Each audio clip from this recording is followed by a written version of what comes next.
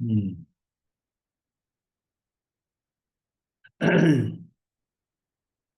समय सार में सर्व विशुद्ध ज्ञान अधिकार की चर्चा चल रही है।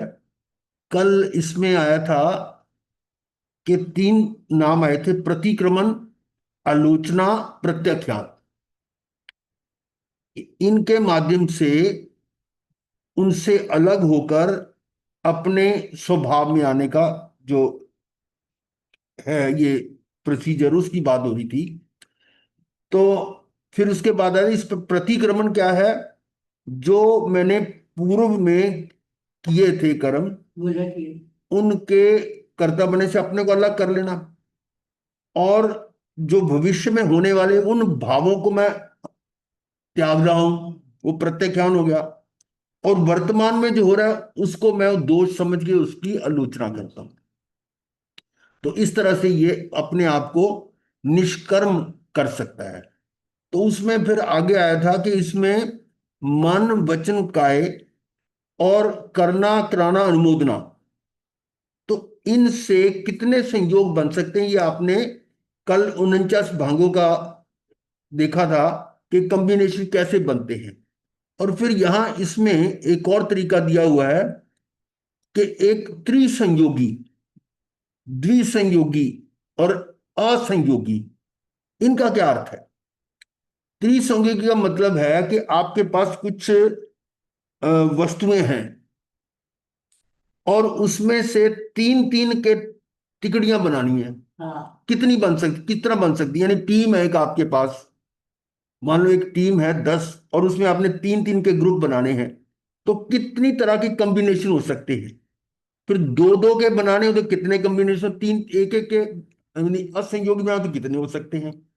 और यहाँ टीम की संख्या निर्धारित है, टीम में सिर्फ तीन ही मेंबर हैं, तीन मेंबर हैं। और इन तीन मेंबर के बीच में हमने तीन तरह की कॉम्बिनेशन, कौन कौन सी, त्रिक यानी तिकड़ी, जोड़ी और एकल। तो तिकड़ियां कितनी बन सकती हैं, जोड़ियां कितनी बन सकती हैं और एकल कितने बन सकते हैं, ये हमारा गणित है। इसको कहते हैं कॉम्बिनेशन कितने हैं।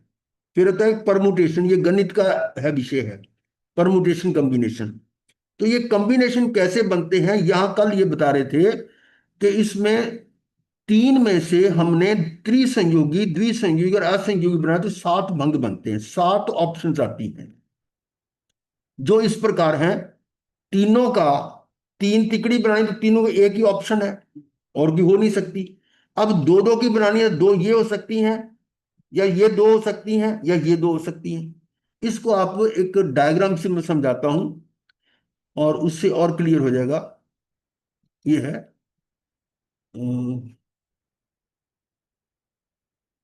हम्म ये देखिए, तीन हमारे पास है मन वचन काय। तो मन वचन काय को तीनों को इकट्ठा करना है तो एक ही ऑप्शन है, कोई और ऑप्शन है तो आप बता दो मेरे को। तीन मेंबर है, तीनों को इकट्ठा करना है, तो एक ही तरह की कॉम्बिनेशन हो सकती है कि तीनों को इकट्ठा कर लिया। अब आ रहा है दो दो को बनाना है, यानी तीन में से दो के, यानी हमने कपल्स बनाने हैं। कितनी तरह से कपल बन सकते हैं, जोड़ी। तो मन एक तो है वचन मन और वचन, मन और वचन एक जोड़ी बन गई। मन और काय दूसरी बन गई, वचन और और वचन और काय तीसरी बनी। और इसके अलावा कोई और हो सकती तो बताओ। नहीं। नहीं, पॉसिबल ही नहीं है। हाँ अब जी। हमने एक एक के बनाने हैं, तो एक में तो एक ही लेंगे, चाहे मन ले लें या वचन ले लें या काय ले लें। अब जो कितने कॉम्बिनेशन बन गए, ठीक है, कितने बने देख लो, आपके सामने है। सेवन, सात बने। सेवन, सात हैं, ठीक है। अब इसी प्रकार से करना कराना अनुमोदना, उसके भी हम देखें कितने बन सकते हैं। मैं इसको थोड़ा अलग कर देता हूं। ये है करना कराना अनुमोदना, एक हो गया। तीन ले रहे, करना कराना अनुमोदना। अब हमने दो दो के बनाने हैं, तो करना कराना, करना अनुमोदना, या करना कराना और अनुमोदना। देखो तीनों अलग अलग हैं, करना कराना, करना अनुमोदना और कराना अनुमोदना। इनके अतिरिक्त और कोई नहीं बन सकता। अब लेना सिंगल में। सिंगल में या तो करना होगा, या कराना होगा, या अनुमोदना होगा। इसके भी सात बने। अब इन सात के अंदर हमने परमुटेशन कैसे करनी है। तो पहले हम लेंगे एक वाले को, ये कितनों से मिल सकता है। इसको मैंने कल शब्द एक यूज किया था, मैपिंग। तो वो मैपिंग के तरीके से बताता हूं। देखिएगा, पहले ये समझ लीजिए कि ये तो सात और ये सात हो गए। अब मैं मैपिंग कर रहा हूं कि मन वचन काया का एक मैपिंग ये हो गई कि करना कराना अनुमोदना। ठीक है। दूसरा, इस ये और किससे मिल सकता है, करना कराना से। यानी करूं नहीं मन से वचन से काया से, करूं करना नहीं कराना नहीं। हो गया ना, मन से वचन से काया से। करूं नहीं कराऊं नहीं, मन से वचन से काया से। और एक कॉम्बिनेशन और हो सकता है, क्या, करूं नहीं अनुमोदू नहीं, मन से वचन से काया से। समझ आ रही है, तो डायग्राम से और क्लियर हो रहा है। और फिर करना कराना नहीं, अनुमोदना नहीं, मन से वचन से काया से। और फिर अब ये हो गया, बात क्लियर होगी। और कौन सी मैपिंग हो सकती है कि करना नहीं मन से वचन से काया से, कराना नहीं मन से वचन से काया से, और अनुमोदना नहीं मन से वचन से काया से। कितनी कॉम्बिनेशन हुई, कितनी मैपिंग हुई, देखो जरा काउंट करो। हम्म। 49 भंग। अरे सात हुई हैं। सात अब है ये वो, बनी हुई। सातों की सात होंगी ना ऐसे ही। हाँ, अब ये एक ही सात। इसके साथ साथ हुई है। तो अब 7 into 7। हाँ, इसी प्रकार से अब सेकंड को लेंगे हम। सेकंड को लेंगे, क्या करेंगे, ये वही पहली डायग्राम आ जाएगी। अब सेवन वाले, सेकंड वाले, सेकंड की इससे होगी, मन करना कराना अनुमोदना मन से वचन से काया से। दूसरा मैपिंग, करना करना कराना नहीं मन से वचन से। फिर करना अनुमोदना नहीं मन से वचन से, ये फिक्स कर दिया और ये आ गया। ऐसे ही कराना अनुमोदना मन से वचन से, करना ये हो गया मन से वचन से, कराना अनुमोदना। यानी इसकी भी सात बनी। अब मेरे ख्याल आप समझ में आ गई होगी। ये जो, देखिए, ये इसकी आ गई। और ऐसे ही मन से, इससे भी बनेगी, ये देखो सात बनेगी, मन और काया से। आ गई ना। फिर इस वचन से, इससे भी लगा दो, सातों आ जाएंगी। फिर मन से, ये आ गया, मन से ही आ गया सातों। फिर वचन से, फिर काया से। इसका मतलब इन सातों में से हर एक के साथ सात सात कॉम्बिनेशन परमुटेशन बने। तो सातों, सात को सात से गुना करो, कितने हो गए, 49। 49। मैंने कहा डायग्राम बना के क्लियर हो जाएगा, मैंने कल डायग्राम बनाई फिर ये। महाराज जी ये मैंने ना किया था, मगर ना 49 कैसे बने ये इतना आसान था, मगर क्लिक नहीं हुआ था। वो अभी समझ आ गया ये 49 कैसे बना। मैंने उसके सारे डिटेल्स, उसके कॉम्बिनेशंस बना बना के 49 लर्न करे थे। अब वैसे ही लर्न हो गया। अब ये समझ में आ गई ना, इसको मैपिंग के हिसाब से। और वहां वो 49 मांगे दूसरी तरह से बताए थे पहले। तो ये था। अब हम अपने उस विषय पर आ रहे हैं। देखिए, तो ये सात सात ये हो गए। और इसके बाद क्या कह रहे हैं, इस प्रकार, इसी प्रकार कृत कारित अनुमोदना के भी सात भंग, ये तो हो गया था। अब मन वचन काय आदि सात भंगों में से प्रत्येक को कृत कारित अनुमोदन आदि सात भंगों पर घटित करते हैं, जो मैंने आपको कराया घटित। इन सातों को उन सातों पर घटित कराया।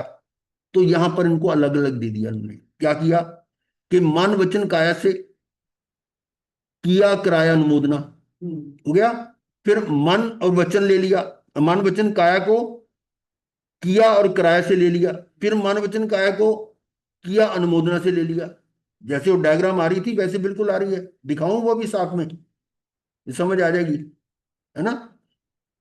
मतलब इसमें मैं वो कर सकता हूँ इसको, वो भी दिखा देता हूँ। ये देखिएगा।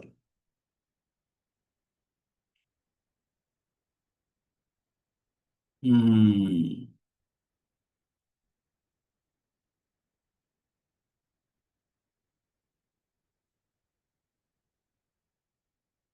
देखो, ये है, ऊपर जाने दो इसको, इसको भी छोटा कर दिया इसमें। हाँ जी। तो यहां आ रहा था मन वचन काया से किया क्राया अनुमोदना। तो ये आपका जो ये था, अ, ये वाला मन वचन काया से करना कराना अनुमोदना। फिर मन वचन काया से किया कराया, वो ये आ गया दूसरा। ऐसे ही करना अनुमोदना, ये तीसरा आ गया। ठीक है। फिर आ गया ये मन वचन काया से करना, ये देखो, किया कराया अनुमोदना, यानी करना कराना अनुमोदना। सात बन गए ना ये कॉम्बिनेशन। ये जो सात यहाँ लिखे हुए हैं, ये सात आपकी ड्राइंग में वही है। ठीक है। जिस प्रकार मन वचन काय के ये सात भंग बनते हैं, इसी प्रकार मन वचन, अब मन वचन के साथ ये हो गए, है ना, मन वचन, और फिर मन काय, वचन, मन काय से हो गए, फिर वचन काय से भी हो गए, सात हो गया, और फिर मन से भी, वचन से, और काय से, यानी सबके साथ साथ भंग हुए, यही इसमें लिखा हुआ है। जिस प्रकार मन वचन काय के ये सात भंग होते हैं, उसी प्रकार मन वचन मन काय वचन काय तथा मन वचन काय, इनमें से प्रत्येक के सात सात भंग बनेंगे। इस प्रकार टोटल कितने बनेगी? 49। 7 × 7 49। ये 49 भंग प्रतिक्रमण के हैं। इसी प्रकार 49 भंग आलोचना के होंगे। इसी प्रकार 49 भंग प्रत्याख्यान के होंगे। और तीनों को टोटल कर लो तो 147 हुए। इस प्रकार इन 147 भंगों का पृथक पृथक उल्लेख करते हुए इनके त्याग की भावना बारंबार दोहराना। अब इनको एक एक करके इसको दोहराएंगे। तो बारंबार भाना, दोहराना, नचाना, इसको कहते हैं नचाना। नचाना ही कर्म चेतना के त्याग रूप ज्ञान चेतना का नृत्य है। कर्म चेतना के त्याग रूप, कर्म चेतना से हटने के लिए ज्ञान चेतना का नृत्य है ये। और 100, फिर 148 कर्म प्रकृतियों का आएगा, उसको भी ऐसी नचाना है। नचाने का मतलब अब ये समझ लो कि एक बार पहले भी एग्जांपल दी थी कि एक अजपा जाप होता है, अजपा जाप, बिना जपी। वो उसके लिए उदाहरण देते हैं हम। अ, इसको मैं थोड़ा बड़ा कर दूं। हाँ,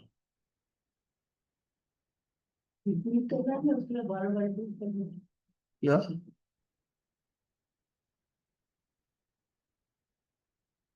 हम्म। हम्म। अब ये आ गया। तो इसमें वो उदाहरण बता रहा था कि वो जाप आपने कई बार देखा होगा कि माला होती है ना, माला 24 घंटे उनकी माला चलती रहती है, और वो माला कहीं ऐसी आलस में गिर भी सकती है। तो उसके लिए इन्होंने हाथ में एक थैली बांध रखी होती है, देखी होगी। थैली बांधी हुई है वो इसलिए, तो ये माला करते हैं, ऊँग आ जाए तो कुछ होता है तो माला छूटेगी तो नीचे गिरेगी तो असाधना होगी, तो गिरेगी तो थैली में ही गिरेगी। अब उनकी बताता हूं कि उनका जाप ये चलता रहता है, बात भी करते रहते हैं, और अंदर में वो गुनगुनाते रहते हैं। अंदर में वो उनका जाप चलता रहता है, और कई बार यानी वो हाथ मनके के छोड़कर मनके फिक्स हो गए, और शब्द में अंदर अंदर वो जाप चल रहा है, और धीरे धीरे वो शब्दों से भी आउट हो जाते हैं, शब्द भी नहीं हो रहे, कुछ बोल भी नहीं रहे, और फिर भी उनका ध्यान उसी में रहता है, जो जाप जप रहे हैं, राम राम राम राम वो कर रहे हैं, तो वो उनके, इसको कहते हैं अजपा जाप। और इसको कहते हैं नचाना, कि मैं आत्मा आत्मा, इसका इस तरह का है, ये मैंने एग्जांपल दी है। तो इसी चीज को लेकर ये बार बार ये कुछ शब्द आएंगे, उसको दोहराना, उसको बार बार वो भावना करना, दोहराना, नचाना, ये कर्म चेतना के त्याग रूप ज्ञान चेतना का नृत्य है। नृत्य है ये ज्ञान चेतना का, इसी से तो इसने स्ट्रांग होना है। और 148 कर्म प्रकृतियों के फल के त्याग की भावना, भाना, बारंबार दोहराना ही कर्म फल के त्याग रूप ज्ञान चेतना का नृत्य है। यानी यहां कर्म चेतना को त्यागने के लिए तो ये तीन प्रकृतियों की बात की, तीन तरह के प्रतिक्रमण, आलोचना और प्रत्याख्यान। और कर्म फल को त्यागने के लिए, उसके लिए कर्मों की प्रकृतियों को ले लिया, और कर्म की प्रकृतियां हैं 148, तो एक एक करके सबको दोहराना है। अब देखिए यही आएगा इसमें आगे। क्या है प्रश्न है, प्रतिक्रमण कल्प, आलोचना कल्प एवं प्रत्याख्यान कल्प के 49 भंग कौन कौन से हैं? ये प्रश्न पूछा गया। अब ये 49 भंग कैसे बनेंगे?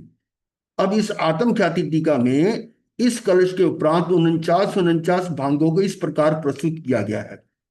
अब प्रतिक्रमण करने वाला कहता है कि जो उसने पूर्व में जो किए हैं कर्म, उनके उनकी आलोचना करता है, प्रतिक्रमण करता है, प्रतिक्रमण करता है, उससे पीछे हटता हूं, यानी वो जो किया उससे मैं हट रहा हूं।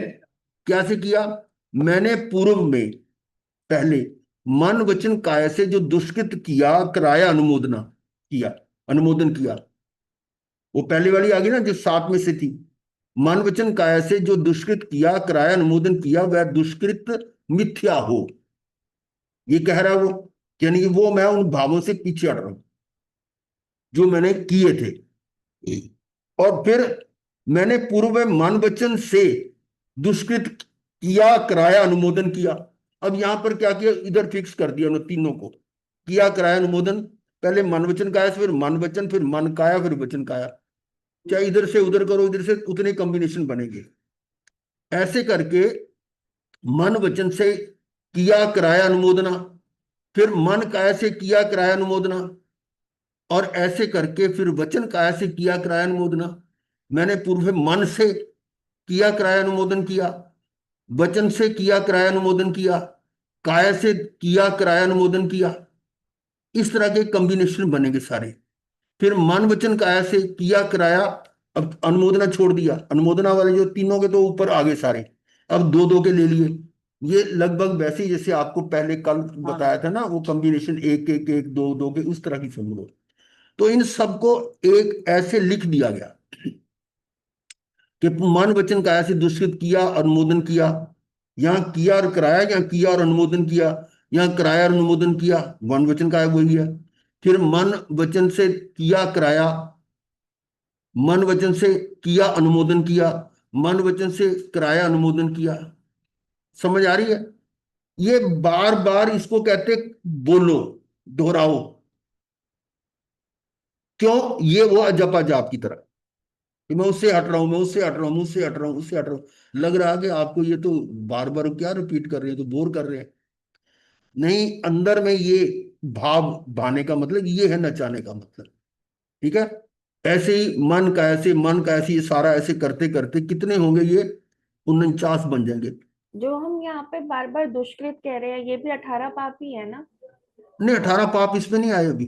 तो दुष्कृत में हम क्या किस वो चीज को दुष्कृत कह हाँ रहे हैं? कर्म किए, पर कर्मों का डिटेल अभी नहीं आई इसमें। ये तो प्रतिक्रमण, आलोचना और प्रत्याख्यान की बात आ रही है। उन सभी तो मुझे कर्मों को एक दुष्कृत कहना यूनिट, इनफ है? उनको एक ग्रुप में, एक यूनिट में ले लिया कि मैंने जो किया है या कराया है या वो सारा उसके आ गया। इसमें सारा पूर्व में आया है, पूर्व में आ रहा है ना, मैंने पूर्व में, और उसके लिए किया कराया, यानी पास्ट की बात हो रही है। ये सारे पूर्व बात आ रहे हैं, मैंने पूर्व में वचन से काया से ऐसे करके ये सारे जो है ना 49 तक हो जाएगा। मैंने पूर्व में मन का ऐसे दुष्कृत किया कराया, ये हो गया जी 49। ठीक है? 49 हो गए। ये पूर्व की बात थी। अब इसके साथ उन्होंने एक गाथा दे दी, यानी प्रतिक्रमण कल्प के 49 भंगों के उपरांत ये भंग दिए उन्होंने, बनाए उन्होंने, मेहनत की है। आचार्य अमृतचंद्र आत्म ख्याति में उन्हें उपसंहार रूप एक कलश काव्य लिखते हैं। अब ये कलश में इसको समेटा है। मोह भाव से भूतकाल में कर्म किए जो, उन सब का ही प्रतिक्रमण करके अब मैं तो। मोह भाव से, तो मोह भाव मतलब अज्ञानता से, भूतकाल में कर्म किए जो। अब ये कर्म को डिफरेंशिएट नहीं किया, कर्म वो अलग आएगा कर्म। ये तो किए है ना, कर्ता भाव को जो है, कर्म चेतना की बात की। उन सब का ही प्रतिक्रमण करके अब मैं तो वर्त रहा हूं, अरे निरंतर स्वयं स्वयं के शुद्ध बुद्ध चैतन्य परम निष्कर्म आत्म में। अब क्या कर रहा है? मोह भाव से भूतकाल में कर्म किए जो, उन सब का ही प्रतिक्रमण करके उनसे पीछे हटता हूं। प्रतिक्रमण का मतलब लौट आना, जो आपने एक बाउंड्री क्रॉस की थी, उससे वापस आना प्रतिक्रमण कहलाता है। और ऐसे ही निश्चय में प्रतिक्रमण, आपको याद होगा हमने इसी समय साथ में किया था कि मैं, आत्मा मेरा अपना घर है और मैं इससे बाहर चला गया, और वहां से वापस अपने में लौटना वो निश्चय में प्रतिक्रमण है। यानी मैं प्रमाद में चला गया, बाहर चला गया, और उससे अप्रमत्त दशा में आने को वास्तविक प्रतिक्रमण कहते हैं। ठीक है ना, लौटना, अपने अंदर भीतर लौटना, कि मैं बाहर चला गया, बाहर की उधर गे में चक्र में फंस गया, और उससे हटकर अपने अंदर आना, इसको कहते हैं प्रतिक्रमण, अपने में वापस लौटना, लौटना। और मोह भाव से भूतकाल में कर्म किए जो उन सब का ही प्रतिक्रमण करके, अब मैं तो क्या कर रहा हूं, प्रतिक्रमण करके वर्त रहा हूं निरंतर स्वयं स्वयं के। मैं खुद अपने ही स्वयं के शुद्ध बुद्ध चैतन्य परम निष्कर्म आत्म में, वो आत्मा किसका, मैं ही तो हूं, स्वयं स्वयं के शुद्ध बुद्ध चैतन्य परम निष्कर्म आत्म में। निष्कर्म मतलब आत्मा तो निष्क्रिय है, आत्मा तो निष्कर्म ही है, उसमें तो कर्म है ही नहीं, है ना। और उसमें मैं वर्त रहा हूं। इसको देखिए आप क्या अर्थ दिया है। मोह, मोह का मतलब यहां मिथ्या, मोह अज्ञान, अज्ञान से किए गए भूतकालीन समस्त कर्मों का प्रतिक्रमण करके, अब मैं चैतन्य स्वरूप निष्कर्म आत्मा में, निष्कर्म आत्मा में आत्मा से ही निरंतर बरत रहा हूं। ये अपने वो षट कारक की बात आ रही है सुबह, अपने में स्वयं मैं ही करने वाला, मैं ही कर्म, मैं ही करता, मैं ही करण, वही है, अपने से अपने द्वारा अपने में ही, तो उसमें मैं बरत रहा हूं। इस प्रकार ये आपका एक चैप्टर पूरा हुआ, प्रतिक्रमण कल्प समाप्त हुआ। अब इसी प्रकार से दूसरा आएगा, प्रतिक्रमण कल्प के प्रस्तुत करने के उपरांत आत्म ख्याति में आलोचना कल्प के 49 भंग प्रस्तुत किए हैं। अब यहां आलोचना के आगे, इसमें पहले था पूर्व में, मैंने जो पूर्व में किए, अब ये क्या है, मैं वर्तमान में। अब यहां शब्द बदल गया ना, पूर्व की जगह वर्तमान आ गया। मैं वर्तमान में मन वचन काया से कर्म ना तो करता हूं, ना कराता हूं, ना अन्य कर्ते को अनुमोदन करता हूं। यानी उसको दोष समझ के उससे हट जाता है, ये आलोचना होगी, है ना। ये आलोचना के भी उसी तरह से 49 भांगे होंगे, कि वर्तमान में मन वचन काया से कर्म ना तो करता हूं, ना कराता हूं, ना अन्य को कर्ते का अनुमोदन करता हूं। फिर महाराज जी पहले दुष्कृत कहा था, अभी मन वचन काया से कर्म, हाँ, मतलब कोई भी कर्म, अब सारे वो कर्मों को वो तो इंक्लूड किए कर थे, लिया। वो किए थे ना, दुष्कृत, पास्ट है ना, वो कृत, कृत शब्द आया था, अच्छा। यहाँ वो पास्ट का हो गया, यहाँ करना हो रहा है, ये वर्तमान में है। तो मैं वर्तमान में मन वचन से कर्म ना तो करता हूं, ना कराता हूं, ये बिल्कुल वही तरह के सेंटेंस होंगे। और इसको देखो, उन्होंने गाथा में लिखे, ये मतलब उसके कलश में लिखे हुए हैं सारे उसी तरह से, हाँ। तो यहाँ पूर्व की जगह वर्तमान आ गया, और किया कराया की जगह करता या कराता हूं, वर्तमान की भाषा आ गई। इस प्रकार से ये 49 भांगे ये भी होंगे। ये कलश ही तो है, ये कलश ही है। ये पेज नंबर कौन सा है जी? किसका? 50 आगे, पेज नंबर यहाँ कौन तो सा है ये? 507 आ रहा है, 500 से। यहाँ 507 आ रहा है, लेकिन आपके पीडीएफ की अगर है तो उसमें ये 526वां पेज है, ठीक है जी। 526। तो अब इस प्रकार से ये 49 भांगे, ये इस प्रकार आलोचना कल्प के 49 भांगे लिखने के उपरांत, अब ये उन्होंने लिखे हैं ना सारे ये, आचार्य अमृत चंद्र आत्म ख्याति में इनके उपसंहार रूप एक कलश काव्य लिखते हैं। अब इसका उपसंहार इस तरह से करते हैं। मोह भाव से वर्तमान में कर्म किए जो, वर्तमान में उन सब का आलोचन करके ही अब मैं तो वर्त रहा हूं, अरे निरंतर स्वयं स्वयं के शुद्ध बुद्ध चैतन्य परम निष्कर्म आत्म में। नीचे की दो लाइनें वही है, नीचे की वही है, सिर्फ वो वहां पहले भूतकाल, भूतकाल था, अब वर्तमान है, उसकी आलोचना होगी। मोह भाव से, मोह के विलास से फैले हुए, मोह के विलास वही अज्ञान का हो गया ना। फैले हुए इन उदयमान कर्मों की आलोचना करके अब मैं चैतन्य स्वरूप निष्कर्म आत्मा में आत्मा से ही वर्त रहा हूं, इस प्रकार आलोचना कल पूरा हो। अब आगे चलते हैं। इस प्रकार 226 और 27वें छंद में क्रमशः प्रतिक्रमण आलोचना पूर्वक, पहले छंद में प्रतिक्रमण का, दूसरे छंद में आलोचना, ये दोनों कलश हैं, निष्कर्म आत्मा में वर्तने की बात कही गई है। अब यहां श्रद्धा ज्ञान पूर्वक निज में स्थिर होने का नाम ही वर्तना है। कहते हैं मैं वर्त रहा हूं, इसका मतलब दर्शन ज्ञान, दर्शन और ज्ञान अगर अपना उसमें स्थिर हो जाता तो वही वर्तना हो गया, चरित्र बन गया। आगे है प्रतिक्रमण कल्प और आलोचना कल्प के 49 भंगों के उपरांत अब प्रत्यक्षान कल्प के 49 भंग प्रस्तुत करते हैं, जो इस प्रकार है। अब यहां पर भविष्य शब्द आ गया कि मैं भविष्य में मन वचन काया से कर्म ना तो करूंगा ना कराऊंगा ना अन्य को का अनुमोदन करूंगा। ठीक है, यानी पूर्व था वहां वर्तमान में था, अब ये भविष्य में है। वैसी भाषा उसमें किया था, इसमें करता हूं वर्तमान में, और यहां करूंगा, वही पास्ट प्रेजेंट और फ्यूचर, उस तरह की भाषा होगी। तो अब है ये इनके सबकी ऐसी भविष्य में वचन का काय करके इसके भी 49 भांगे होंगे। सारा गणित वाला हिसाब है और वो यहाँ लिख लिख के अलग अलग बता दिया। इन 49 भंगों के उपसंहार में जो कलश लिखा गया है, अब इसके ये जो लिखा गया है उसका पद्यानुवाद इस प्रकार है।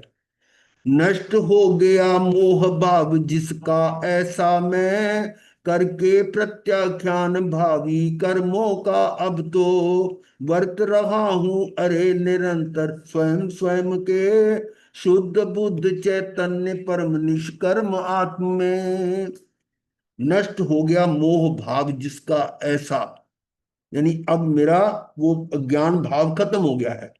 तो ऐसा करके क्या कर रहा हूं, प्रत्यख्यान भावी कर्मों का, जो भविष्य में ऐसे भाव हो सकते थे उनसे मैं हट रहा हूं कि मैं ऐसे भाव नहीं करूंगा, विभाव में नहीं जाऊंगा। हाँ। तो उसका वो प्रत्यख्यान करता है। यानी जो ये हम प्रतिक्रमण में यही तो करते हैं कि जो पहले किए उसकी प्रतिक्रमण करते हैं, आलोचना करते हैं और प्रत्यख्यान लेते हैं, वही चीज है। तो जिसका मोह नष्ट हो गया है ऐसा मैं अब भविष्य के समस्त कर्मों का प्रत्याख्यान करके, भविष्य के समस्त कर्मों का प्रत्याख्यान। अब यहां इसका मतलब क्या है, समस्त कर्मों का प्रत्याख्यान कैसे होगा? मेरे कर्मों से अपने आप को हटाता हूँ। कैसे हटेगा? हाँ। नहीं नहीं नहीं नहीं नहीं, कर्मों का प्रत्याख्यान, कर्मों का प्रत्याख्यान लिखा है और वास्तव में होगा क्या कि जिन भावों से वो कर्म बनेंगे, भविष्य की बात आ रही है, हाँ। जिन भावों से वो कर्म बन सकते हैं उन भावों का छोड़ना से हाँ। प्रत्याख्यान है। ठीक है ना? भावों से पीछे लेकिन व्यवहार में हम लिख सकते हैं समस्त कर्मों का प्रत्याख्यान करके चैतन्य स्वरूप निष्कर्म आत्मा में आत्मा से निरंतर बरत रहा। क्योंकि पहले ये चीज आ चुकी है कि वो जो ऐसे भाव जिनके कारण वो कर्म बन जाते हैं उन भावों से मैं पूछा, वो प्रत्याख्यान। तो कर्म इस प्रकार ये प्रत्याख्यान कल्प भी पूरा है। अब कर्म चेतना से संन्यास की चर्चा 147 भंगों और 3 कलशों के द्वारा विस्तार से करने के उपरांत, अब ये कर्म चेतना के थे सारे 147 भंग। अब आत्म ख्याति में उक्त संपूर्ण प्रकरण के उपसंहार रूप एक कलश लिखा गया है। ये जो जो अभी आ चुका उसका एक और निचोड़ आ गया, उसका सार। 3 काल के सब कर्मों को छोड़ इस तरह परम शुद्ध निश्चय नय का अवलंबन लेकर निर्मोही हो वर्त रहा हूं स्वयं स्वयं के, शुद्ध बुद्ध चैतन्य परम निष्कर्म आत्म में। क्या है? 3 काल के सब कर्मों को छोड़, अब तीनों कालों के हो गए ना, प्रतिक्रमण हो गया तो गत काल का हो गया, आलोचना वर्तमान की होगी और प्रत्याख्यान भविष्य का हो गया, तीनों काल आ गए। उनके सब कर्मों को छोड़ इस तरह उनको त्याग दिया। परम शुद्ध निश्चय नहीं, परम शुद्ध निश्चय ने क्या? आत्मा। ये आपको बताया, परम शुद्ध निश्चय नहीं, वो आत्मा है, भगवान आत्मा। इसका अवलंबन लेकर निर्मोही हो। निर्मोही का मतलब अब मोह खत्म हो गया, अज्ञानता खत्म होगी। वर्त रहा हूं स्वयं स्वयं के शुद्ध बुद्ध चैतन्य परम निष्कर्म आत्म में। अपने इस निष्कर्म आत्म में मैं रमन का। तो इस प्रकार से अर्थ है इसका, जिसका मिथ्यात्व नष्ट हो गया है, जिसका मिथ्यात्व नष्ट हो गया है, ऐसा निर्मोही लिखा ना, ये लाइन को यहां ले लिया मैंने पहले। ऐसा शुद्ध नय अवलंबी, शुद्ध नय, परम शुद्ध नय आत्मा है। उस नय का, नय किसका अवलंबन लेगा? भगवान आत्मा का। जो इस परम शुद्ध वस्तु का अवलंबन लेता उसी को परम शुद्ध निश्चय नहीं कहते। अब उस शुद्ध नया अवलंबी नय के जो का अवलंबन ले रहा है, अब मैं इस प्रकार से तीनों काल संबंधी समस्त कर्मों को दूर करके सर्व विकारों से रहित चैतन्य मात्र आत्मा का अवलंबन करता। किसका अवलंबन लिया? शुद्ध नय का।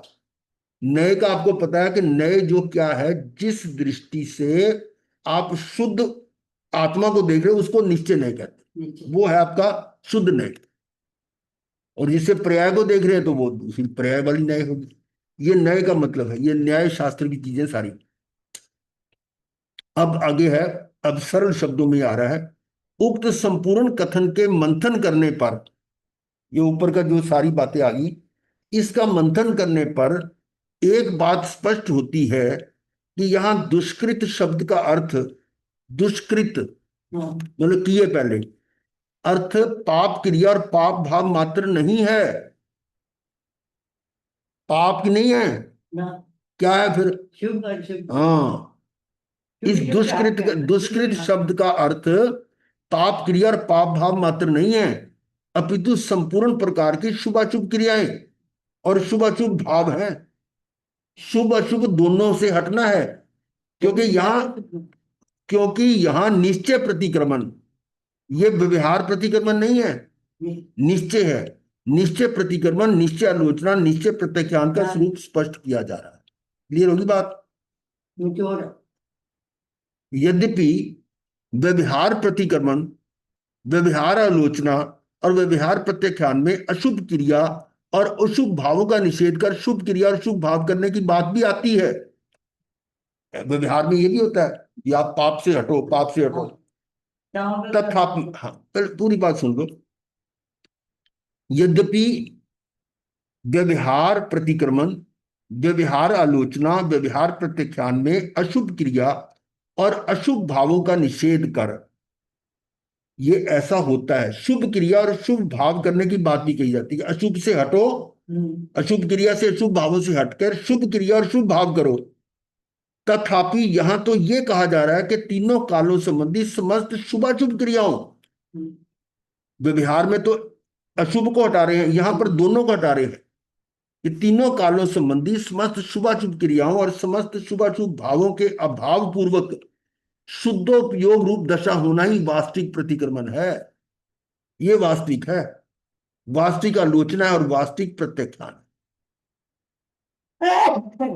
क्योंकि शुरुआत में तो यही कहा जाता है कि ये पाप छोड़ो, और पाप छोड़ने के बाद जब वो आगे आगे बढ़ गया तो पुण्य भी छोड़ो। यहां पर ये दोनों बातें आ रही साथ ही साथ। यदि आप ध्यान से देखेंगे तो यहां एक बात अत्यंत स्पष्ट रूप से दिखाई देगी कि उक्त पांचों कलशों की अंतिम पंक्ति में निष्कर्म स्थिति के अवलंबन की बात कही गई है। निष्कर्म, निष्कर्म का मतलब अब कर्म नहीं है उसमें, चैतन्य आत्मा में नित्य वर्तने की बात कही गई है। तो कर्म कहाँ होते हैं? पर्याय में। ये जो है निष्कर्म, वो भगवान आत्मा है। तो इस प्रकार कर्म चेतना के त्याग पूर्वक होने वाले, कर्म चेतना से त्याग किया तो ये 49 के 3 आगे ना, तीनों का टोटल कर्म चेतना के लिए है। 147 भांगे जो है वो कर्म चेतना के त्याग के संबंधित हैं। इस प्रकार कर्म चेतना के त्याग पूर्वक होने वाले ज्ञान चेतना के नृत्य की चर्चा के उपरांत, अब ये नृत्य है, ये नचाना था जो आपको लिखो, बार बार लिखो। आने के लिए। अब कर्म फल के, अब क्या कर रहे हैं, कर्म चेतना तो हो गया पूरा, अब कर्म फल चेतना की बात कर रही है।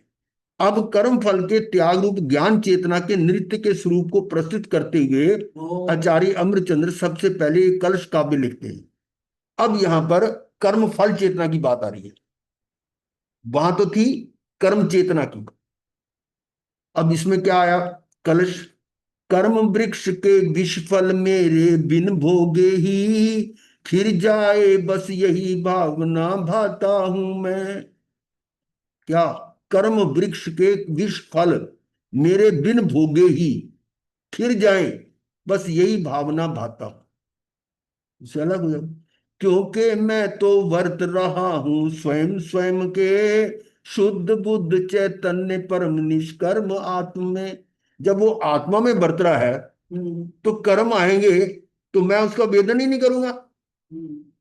वेदन तो तभी होगा ना जब मैं बाहर होऊंगा। वो इसलिए कहा गया कर्म वृक्ष के विष फल मेरे बिन भोगे ही। भोगना होता है, उसका वेदन करो तो। एक होता है विपाक वेदन, एक होता है प्रकृति वेदन। ये विपाक वेदन जो वो भोगने से है, उसका मैं अनुभव ही नहीं करूं, आत्मा में चला गया तो मेरा वो भोगे बिना हो गया। फिर जाए यानी वो आए और खत्म हो गए, बस यही भावना बाता हूं। अब देखिए अर्थ इसका क्या है। मैं अपने चैतन्य स्वरूप आत्मा का निश्चलता से संचेतन करता हूं। आत्मा का क्या कर रहे हैं, संचेत। और उसके अंदर उसके उसके अंदर नाचने वाली बात ही आ गई यहां भी, अनुभव करना, नाचना, भावना। मैं अपने चैतन्य स्वरूप आत्मा का निश्चलता से, निश्चलता, अब ये निश्चल होकर आत्मा में हो रहे हैं। पहले तो उनके 49 भागों से किया ना, अब उससे हटकर कहा आगे, आत्मा में निश्चल होके, निश्चल से संचेतन करता हूं, उसमें आ गया, अनुभव करता हूं, और इससे मेरे कर्म रूपी वृक्ष, विष वृक्ष के समस्त फल बिना भोगे ही खिर जाएं। इससे क्या होगा, मेरे कर्म रूपी विष वृक्ष, ये विष जहर है कर्म, इसके समस्त फल बिना भोगे ही खिर जाए, मैं ऐसी भावना करता हूं। ये इसका अर्थ है, कर्म वृक्ष के विष फल मेरे बिन भोगे ही खिर जाए, बस यही भावना भाता हूं मैं। क्योंकि मैं तो वर्त रहा हूं स्वयं स्वयं के, क्योंकि आ गया, हाँ क्योंकि जब मैं अपने अंदर हूं, मतलब इसलिए मैं हूं। शुद्ध बुद्ध चैतन्य परम निष्कर्म आत्मे। ग्रंथ के आरंभ में ही कहा था कि हमारे जीवन में एक मोह, मोह ही नाचता है। ये पहले आ चुका शुरू शुरू में, मोह नाचता है। कर्म चेतना और कर्म फल चेतना का होना ही मोह का नृत्य है। अब ये नाचना इसका जो है ना बंद करना है, इसका मोह का नृत्य बंद करना है। और इन दोनों का अभाव होकर, किसका, कर्म चेतना और कर्म फल चेतना का अभाव होकर ज्ञान चेतना का होना ही ज्ञान का नृत्य। अब उसके नृत्य को हटाकर अब किसका नृत्य करना है, ज्ञान का। फिर देखें। मथेन बंदामी गुरुदेव। हाँ जी। गुरुदेव एक बार दोबारा थी फिर पढ़िए किस, जरा। एक किसका, बार लास्ट 2 लाइन महाराज जी। ये जो दो अभी लाइनें पढ़ी हमने, हाँ 2 लाइन महाराज जी। हाँ यही मैं पढ़ने दोबारा पढ़ रहा हूं। मैं अपने चैतन्य स्वरूप आत्मा का निश्चलता से संचेतन करता हूं, यानी मैं आत्मा में स्थिर हो रहा हूं। निश्चल का मतलब स्थिर होना, ठहर जाना, आत्मा का आत्मा में ठहर जाना। उस चैतन्य स्वरूप आत्मा का निश्चलता से संचेतन करता हूं, अनुभव करता हूं। इससे क्या होगा, मेरे कर्म रूपी वृक्ष फल के समस्त फल, जो कर्म आ रहा है वो उसका जो फल देगा, उस फल को भोगे बिना ही वो खिर जाएंगे। निकल जाएंगे, गिर जाएंगे निकल जाएंगे, बाहर जाना, फिर ना। बाहर जाना। अरे देखो ना, भगवान गए सुकुमार, हाँ उनके उनके कर्म आए उदय में, और उस समय वो क्या कर रहे थे, अपने चैतन्य स्वरूप आत्मा का निश्चलता से संचेतन कर रहे थे। आत्मा में थे, आत्मा में अनुभव कर रहे थे। अब वो कर्म अपना फल दे रहा है, उस फल को भोगा उन्होंने क्या? नहीं। नहीं भोगा। भोगने का मतलब है आपका उपयोग वहां गया ही नहीं, उसका अनुभव ही नहीं किया। शरीर जल रहा है, अरे अनुभव अगर हो जाता तो कोई ऐसा व्यक्ति नहीं जो उसको सह सह सके। आपके हल्का सा कहीं गर्म पानी पड़ जाए तो कैसे हाई तौबा होती है। हम्म, और वो शरीर जल रहा है। तो इसका मतलब ये है कि उस समय उनका उपयोग स्वयं में फिक्स हो चुका था। यही तो कह रहे हैं, चैतन्य स्वरूप आत्मा का निश्चलता से संचेतन किया उन्होंने, उसमें आत्मा में चले गए। तो उसे आत्मा का अनुभव कर रहे हैं तो शरीर का अनुभव कैसे करेंगे? हाँ एक। अनुभव जो है वो आपका ज्ञान जो उपयोग है वो तो आत्मा में लगा हुआ है, तो बाहर कैसे होगा? इसका मतलब उसके जो विष वृक्ष का जो फल होना था वो उन्होंने नहीं चखा। ऐसी मैं ऐसी भावना करता हूं। लेकिन देखो, कथाकार जो लिखे, मैं इसलिए कई बार हम कहते हैं कि आप इनके जो आगमों में जो गाथाएं आ रही हैं उनके भाव को समझो, तात्विक अर्थ समझो। और जो हम्म, व्याख्याकार या कथाकार हैं वो तो पता नहीं क्या क्या बना देते हैं। और हमने ये सुने भी हुए हैं कि वो गए सुकमाल खड़े हैं, वो तो ये सोच रहे हैं कि मेरे ससुर मेरे ऊपर पगड़ी बांध रहे हैं। बोलो, और तो अब ये चलो। कहाँ किसकी भाषा हो सकती है? ये अज्ञान की बातें हैं। मूड और की। वो जो हम सुनते आ रहे हैं, जो हमारे ज्ञानियों ने लिखी है, तो हमारे आचार्यों ने ये तो लिखी है, तो हम बात किसकी मानेंगे? आगम की मानेंगे या उनकी मानेंगे? आगम। आदम की। हाँ, आगम सर्वोपरि है हमारे। तो आगम के अनुसार उन्होंने उनका वेदन किया ही नहीं। भी इस तरह के कई कथानक जो है ना वो डाइवर्ट किए गए हैं। क्योंकि भी जैसे जो ज्ञान भगवान महावीर के समय उन संतों का था, केवल ज्ञानियों की उपस्थिति में था, और धीरे धीरे वो ज्ञान घटता गया, घटता गया। तो जो लिखने वाले हैं वो पूरे, वो तो है नहीं ज्ञानी, छदमस्त हैं। तो उनके दिमाग में जो आया वो लिख दिया। और मैं तो कई बार एग्जांपल देता हूं कि भी भगवान ने जो हमें संदेश दिया, जो हमें ज्ञान दिया, या जो उन्होंने सिद्धांत बताया, तो उसका हम सिद्धांत का पालन करें तो ये भगवान की स्तुति है। भगवान की स्तुति कर रहे हैं हम, कि परमात्मा की स्तुति भी आप जय जयकार कर रहे हैं। उसका उसका अर्थ क्या होता है कि जो उन्होंने हमें दर्श जो जो सिद्धांत दिया है उसको हम फॉलो करें। ठीक है ना? अब भगवान महावीर ने सिद्धांत क्या दिया कि ये तो अब कई बार आप सुन चुके हैं कि मैं पर में कुछ नहीं कर सकता और पर मुझ में कुछ नहीं कर सकता। ठीक है? और पर की परिभाषा में पर कौन है? मैं आत्मा को छोड़कर सारे पर है ना? हम्म, पर है ना? ये भगवान ने तो बताया कि एक निगोद के जीव से लेकर तीर्थंकर परमात्मा तक सब मेरे लिए पर है। और उन्हीं तीर्थंकर परमात्मा ने बताया कि पर जो है वो अन्य में कुछ कर नहीं सकता।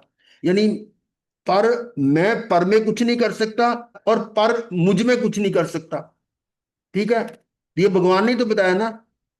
अब हम अगर ये कहें कि इन भगवान का नाम लो तो आपका जो है ना पाप धुल जाएगा, आपका ये कष्ट दूर हो जाएगा, क्या वो भगवान ऐसा कर सकते हैं? या भगवान के द्वारा जो भगवान की स्तुति की गई वो शब्द जो है वो भी तो पर है ना, शब्द भी।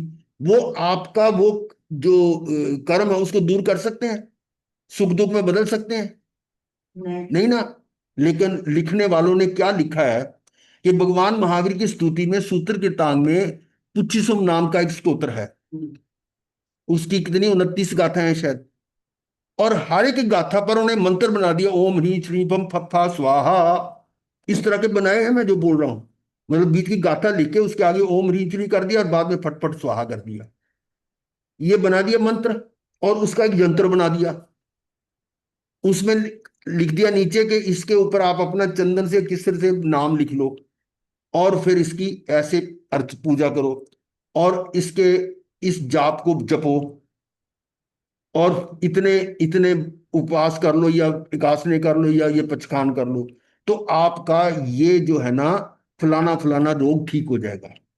आपका नेत्र रोग ठीक हो जाएगा, आपका कोर्ट केस ठीक हो जाएगा, आपका सौभाग्य हो जाएगा, आपका आयुष बढ़ जाएगा। तो लगभग 40 लाभ उन्होंने बता दिए उसमें, हर गाथा के साथ दो दो चार चार जोड़ दिए।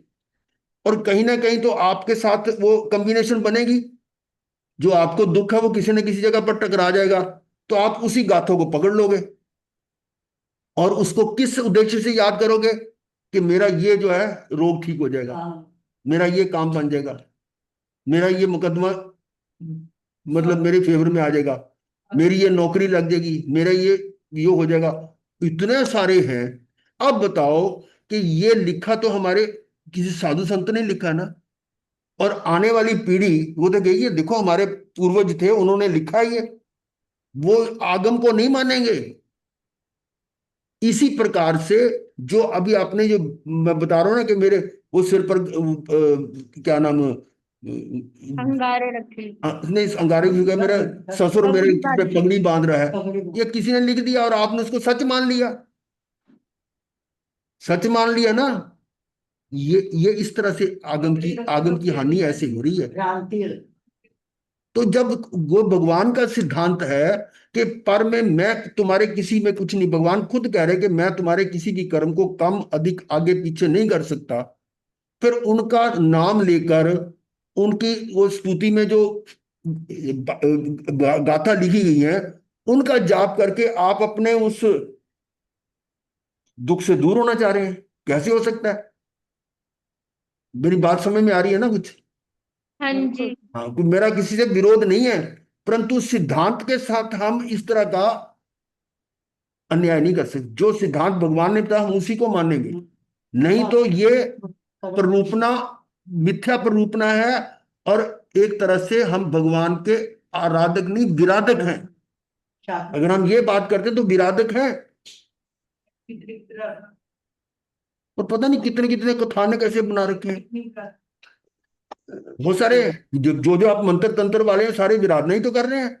महाराज वे जी, मंत्र ये कर, चंड कौशिक का भी ऐसे ही बताते हैं महाराज जी, जैसे महावीर हाँ मैंने स्वामी मैंने ने। बताया हुआ कई बार आपको कि हाँ जी। चंड कौशिक जो है वहां पर कथानक आता है कि भगवान महावीर ने उनको बोध दिया, बुझो बुझो क्यों ना बुझे, क्यों नहीं बुझता, क्यों तुम क्यों कर रहे हो? इस तरह की गाथा बोली, संबुझ संबुझ की ना बुझ गई। जबकि चंडकोशिका। ये गाथा सूत्र कीर्तान में भगवान आदिनाथ ने अपने बेटों के लिए कही थी, और उसको उस कथानक के साथ जोड़ दिया कि भगवान भगवान क्या कर रहे थे उस समय भाई? 12.5 वर्ष, लगभग 12 वर्ष 6 महीने और कितने दिन थे, वो तो ध्यान साधना में थे, मौन थे। और उन्होंने ये संकल्प किया था कि जब तक केवल ज्ञान नहीं होता मैं मौन रहूंगा, और अधिक से अधिक कोई पूछे कौन है तो मैं अब बोल के मैं मुनि हूं या भिक्षु हूं, ऐसा बोलेंगे बस, और इससे ज्यादा नहीं। उपदेश देने वाली बात तो बिल्कुल ही नहीं है हाँ ना। जी, अभी परसों ही बताया है महाराज जी ने ना, ऐसा ही सुना रहे थे वो, भाई ऐसे बोले वो ऐसा, फिर उनको अपने जाति स्मरण ज्ञान हो गया, ऐसा मतलब हाँ, बता रहे थे। वो जो बताएं वो उनकी मर्जी है, पर हम तो जो फैक्ट की बात कर रहे हैं, अगर आपको जचे तो मानो, नहीं जचे तो ना मानो। हाँ जी, हाँ जी, अब वो तो वहां ठीक है पर महाराज। ये बात आती है कि जब भगवान ने ये संकल्प किया हुआ था कि मौन रहेंगे, कुछ नहीं बोलेंगे, तो वो कैसे उसको बोध दिया? ठीक है। गुरुजी, मैंने इसका पढ़ा था कि भगवान महावीर स्वामी ने ये संकल्प किया था कि मैं आवश्यकता से ज्यादा नहीं बोलूंगा। तो यहां आवश्यक था क्या? नहीं। तो फिर बोलने का था ही नहीं उनका कोई। दूसरी बात और कि अब ये उसको बनाना है कि चंड कोशी को जाति स्मरण ज्ञान कैसे हुआ। चंड कौशिक पचेंद्री संगी पचेंद्री था। हाँ जी। संगी पचेंद्री जो है त्रियंच को भी सम्यक दर्शन हो सकता है, ये तो बात आप जानते ही हैं। हाँ अब जी। उसको जाति स्मरण ज्ञान कैसे हुआ कि उसने देखा कि जो मैं मेरी फुंकार सुन के दूर दूर तक लोग जब भाग जाते थे, और ये तो ऐसे निडर खड़ा हुआ कि मैंने 3 बार इसको मतलब डस लिया, और ये टस से मस नहीं हो रहा, कैसा है ये? अब इस प्रकार से उन्होंने इस पर ऊहापोह चिंतन मनन शुरू किया। चिंतन करते करते उनकी जो स्मृति थी वो पूर्व जन्म में चली गई, जाति स्मरण ज्ञान हो गया। अब जाति स्मरण ज्ञान किसको हुआ, किसने लिया? जो वो ज्ञान है, जो मेरा ज्ञान है, कोई दूसरा मेरे को नहीं दे सकता। मेरे हाँ जी। ज्ञान में ये गुण है कि मैं अपने पूर्व की बात को याद कर सकता हूं। वो उनको जाति स्मरण ज्ञान हो गया। जाति स्मरण ज्ञान कोई दूसरा नहीं दे सकता। सम्यक दर्शन कोई दूसरा नहीं दे सकता। ज्ञान कोई दूसरा दे नहीं सकता। अब अपने शिष्टाचार में कहते गुरुदेव आपकी कृपा, आपने ज्ञान दिया, लेकिन निश्चय में कोई गुरु शिष्य को ज्ञान नहीं दे सकता। महाराज निमित्त जी बन निमित्त सकता हो है। जाए, हाँ निमित्त बन निमित्त तो सकता बन सकता है, लेकिन ज्ञान तो उसको अपने ज्ञान गुण से होना है ना, उसकी अपनी हम्म। योग्यता से होना है। भी जो काम है वो अपनी स्व योग्यता से होना है। एक पर्याय में भी हम कुछ नहीं कर सकते, पर्याय भी अपनी योग्यता से आ रही है। हाँ जी। तो फिर इस तरह से कोई दूसरे को सम्यक दर्शन या क्या नाम जाति सिमरन ज्ञान दे सकता है कि भगवान ने उसको जाति सिमरन ज्ञान दे दिया? वो उसको अपने आप ये ज्ञान हुआ, और फिर देखा कि मैं तो मुनि था और मैं क्रोध करके कहाँ बन गया, कहाँ मैं इस जोनी में आ गया। अब उसको जो है ना अंदर वो पूरा स्मृति आ गई, और वो अपना मुंह दिल अंदर करके और निश्चल होके, ये सारी कहानी ऐसे हुई। जन्म के संस्कार भी हो सकते हैं ना गुरु जी? हाँ जी। कुछ पहले जन्म के संस्कार भी हो सकते तो हैं। पहले वो जाति सिमरन ज्ञान जो हुआ ना, संस्कार तो थे, साधु तो था पहले।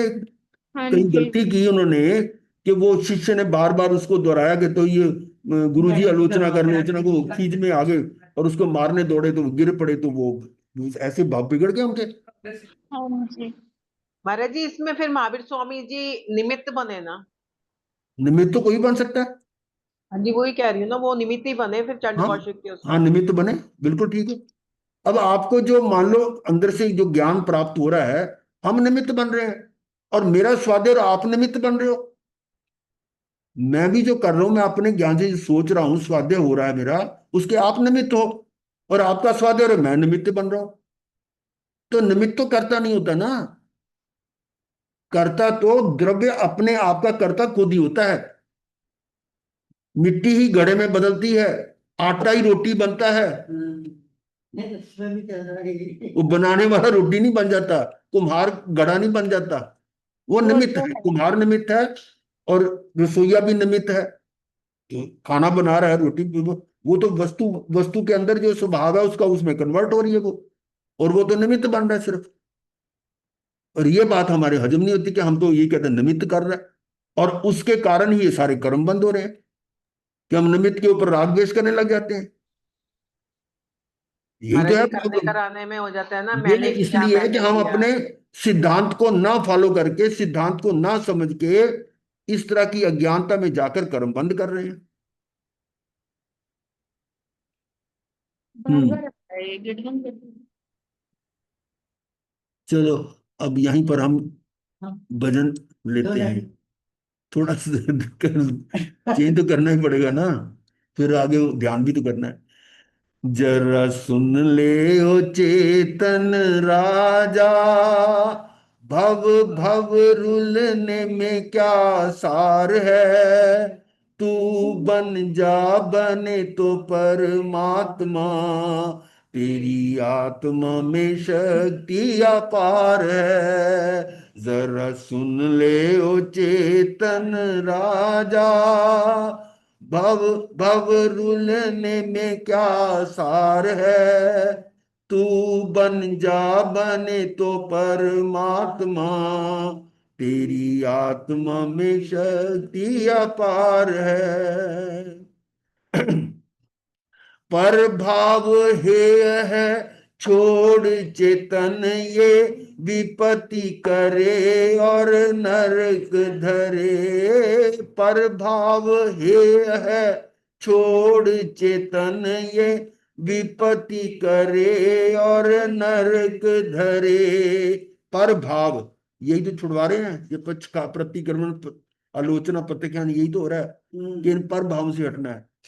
और ये क्या कर रहे हैं, विपत्ति करे और नरक धरे। हाँ, पर भाव हेय है, छोड़ चेतन ये, विपत्ति करे और नरक धरे। ध्यान ही है एक नाव चेतन जो, इधर करे और उधर धरे, झूठी प्रीति में तेरी हार है, वाणी गंधर की यहाँ हितकार है, तू बन जा बने तो परमात्मा, तेरी आत्मा में शक्ति अपार है, जरा सुन ले ओ चेतन,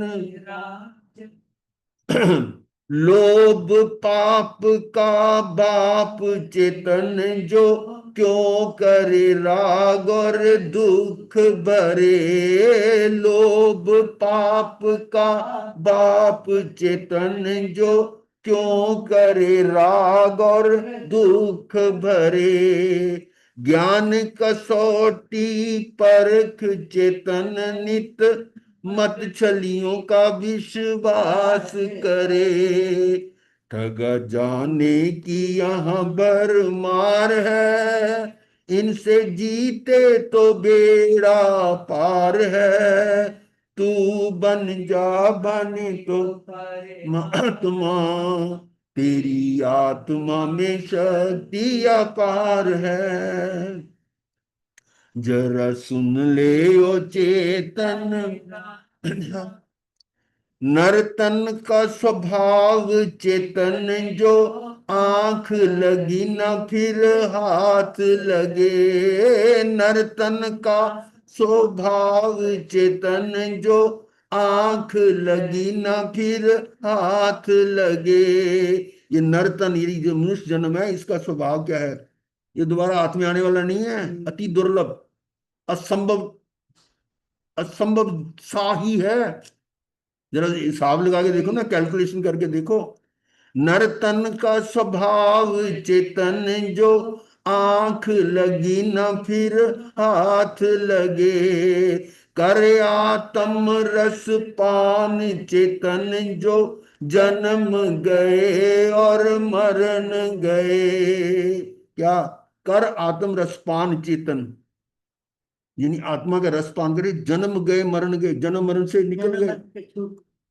मोक्ष महल का ये ही द्वार है, वितरागी ही बनना सार है, तू बन जा बने तो परमात्मा, तेरी आत्मा में शक्ति अपार है, जरा सुन ले ओ चेतन राजा। चलिए। ओ।